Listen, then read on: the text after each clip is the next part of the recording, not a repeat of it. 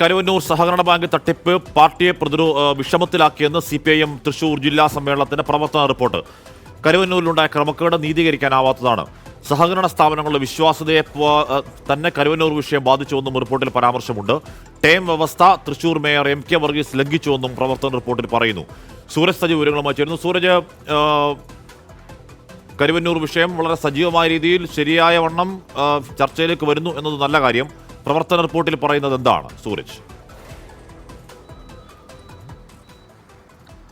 ഹഷ്മി, കരുവന്നൂർ വിഷയത്തെ സംബന്ധിച്ച് ഗൗരവമേറിയ പരാമർശങ്ങളാണ് ഈ CPMന്റെ തൃശൂർ ജില്ലാ സമ്മേളനത്തിന്റെ പ്രവർത്തന റിപ്പോർട്ടിലുള്ളത്. ഈ റിപ്പോർട്ടിൽ പ്രധാനമായും ചൂണ്ടിക്കാണിക്കുന്നത് കരുവന്നൂർ വിഷയം പാർട്ടിയെ പ്രതിരോധത്തിലാക്കി എന്നുള്ളതാണ് റിപ്പോർട്ടിൽ പറയുന്നത്.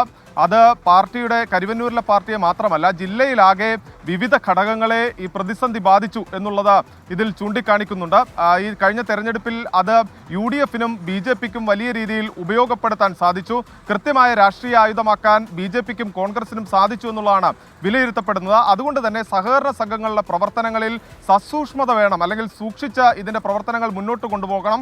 അതിൻ്റെ മുകളിൽ, അതായത് സഹകരണ സംഘങ്ങളുടെ പ്രവർത്തനം എങ്ങനെയുണ്ട് എന്നതിൻ്റെ സംബന്ധിച്ച് ഓരോ ഘടകങ്ങളും കൃത്യമായ മേൽനോട്ടം വഹിക്കണം എന്നുള്ളതാണ് ഈ റിപ്പോർട്ടിൽ ചൂണ്ടിക്കാണിക്കുന്നത്. കരുവന്നൂരിൽ ഉണ്ടായ ക്രമക്കേട് നീതീകരിക്കാനാകാത്തതാണ് എന്നതും റിപ്പോർട്ടിൽ എടുത്തു പറയുന്നുണ്ട്. അതായത് അവിടെ ഉണ്ടായ വീഴ്ച അത് CPM അംഗീകരിക്കുന്നു, അതിലൊരു തിരുത്തൽ നടപടി വേണം എന്നുള്ളത് തന്നെയാണ് ഈ റിപ്പോർട്ടിൽ പറയുന്നത്. അത് കരുവന്നൂരിൽ മാത്രമല്ല, മറ്റ് സഹകരണ സംഘങ്ങളിലേക്കും ഈ തിരുത്തൽ നടപടി ഉണ്ടാകണമെന്നുള്ളതാണ് ചൂണ്ടിക്കാണിക്കുന്നത്. അതോടൊപ്പം തന്നെ ഇതിലൊരു പരാമർശമുള്ളത് തൃശൂർ മേയറെ സംബന്ധിച്ചാണ്. ഈ 2.5 വർഷ ടേം വ്യവസ്ഥ എന്നുള്ളതായിരുന്നു തൃശൂർ കോർപ്പറേഷനിൽ CPM ഭരണം പിടിക്കുന്ന സമയത്ത് മുന്നോട്ട് വെച്ചത്. പക്ഷേ ഈ ടേം വ്യവസ്ഥ ലംഘിക്കുന്ന ഒരു നടപടിയാണ് മേയറുടെ ഭാഗത്തു നിന്നുണ്ടായതെന്നുള്ളതാണ് ചൂണ്ടിക്കാണിക്കുന്നത്.